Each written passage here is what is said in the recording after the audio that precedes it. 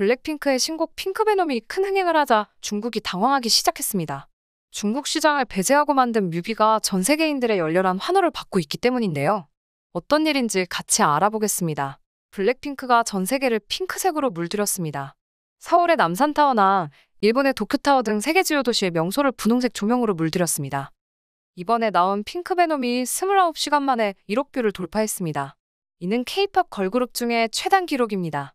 중국의 미움을 받고도 이뤄낸 기록이라 더욱 값진 결과입니다. 중국인들의 한국 문화 빼앗기는 이미 모두가 아는 사실입니다. 한국인들이 중국의 고유 문화를 베껴서 한국 문화인 척 한다는 억지 주장입니다. 대표적인 우기기가 한국의 김치입니다. 중국에선 한국 김치를 파오차이라거나 한국식 파오차이라면서 본래 자신의 음식처럼 부르곤 했습니다. 어느 중국 유튜버는 누가 봐도 한국식으로 김치를 만들고서는 이것은 파오차이이며 차이니즈 푸드입니다 라고 소개해 논란이 되었습니다. 한국인들이 거세게 반발하자 중국 공산당 공식 SNS에는 한국인들이 5000년 찬란한 중국 문화유산인 파오차이를 공격한다. 파오차이를 보호해야 한다라고 올려 더욱 큰 논란이 되었습니다. 김치뿐만이 아닙니다. 우리의 전통의상 한복마저도 빼앗아 가려 하고 있습니다. 우리 고유 문화인 한복을 중국인들은 명나라의 옷 한푸의 일종이라며 우기기 시작했습니다. 이에 반발해 한국 여배우가 한복을 입고 SNS에 사진을 올렸습니다. 이를 본 중국인들은 중국의 한푸를 입어줘서 고맙다. 도둑나라 사람들은 참 뻔뻔하네. 라며 조롱과 비난을 했습니다. 이런 우기기에 기세등등한 중국인들의 코가 이번에 납작해졌습니다. 바로 K-팝의 핑크베놈에서 대놓고 우리나라 전통악기인 검은고와 한복 스타일이 등장했기 때문입니다.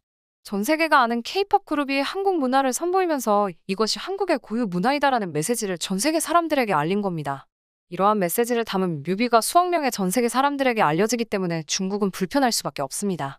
이 뮤비는 더 이상 중국의 눈치를 보지 않겠다라는 의미이며 중국 시장 없이도 성공할 수 있다는 도전적인 의미입니다. 아이러니하게도 중국 내에서도 폭발적인 인기 때문에 공산당에서는 핑크베놈 뮤비를 계속 지우고 있지만 역부족이라고 합니다. 이러한 블랙핑크의 중국 시장 무시하고 성공하기는 이번이 처음이 아닙니다. 2020년에 발표한 하유라이 때 뮤비에서는 멤버 전원이 대놓고 개량 한복을 입고 등장했습니다. 그뿐만 아니라 컴백 라이브쇼에서도 한복 의상을 선보여서 한국뿐만 아니라 전 세계적으로 한복에 관심을 불러일으켰습니다. K-팝 멤버들이 한복을 입으면서 이것이 아름다운 한국 전통 의상이다라는 것을 전 세계인에게 알린 것입니다.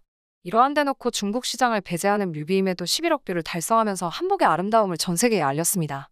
이제는 누구도 막을 수 없는 K-팝의 인기. 정말 대단합니다. 이상으로 영상 마치겠습니다. 재밌게 보셨다면 구독과 좋아요 부탁드립니다.